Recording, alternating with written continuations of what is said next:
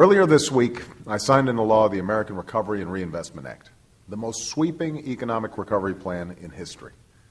Because of this plan, 3.5 million Americans will now go to work doing the work that America needs done.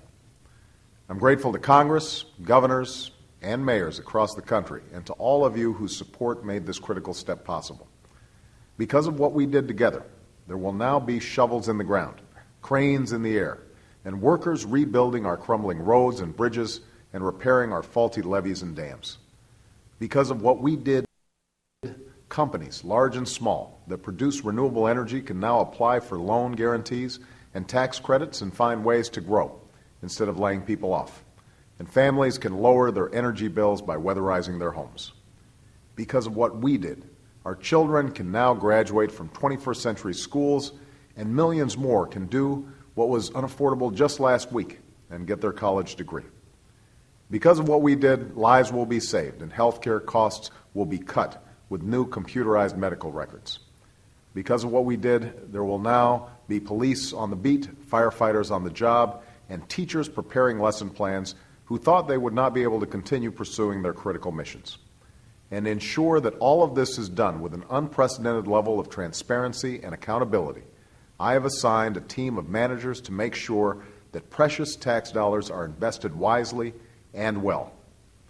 Because of what we did, 95% of all working families will get a tax cut, in keeping with a promise I made on the campaign.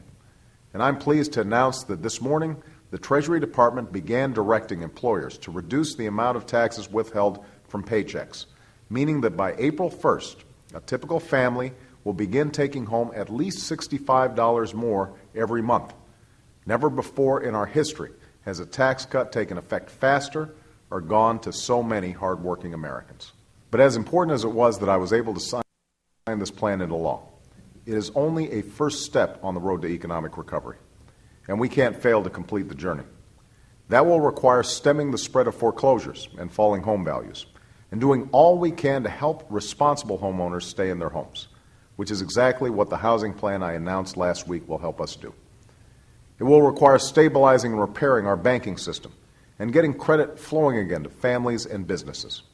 It will require reforming the broken regulatory system that made this crisis possible and recognizing that it's only by setting and enforcing 21st century rules of the road that we can build a thriving economy. And it will require doing all we can to get exploding deficits under control as our economy begins to recover.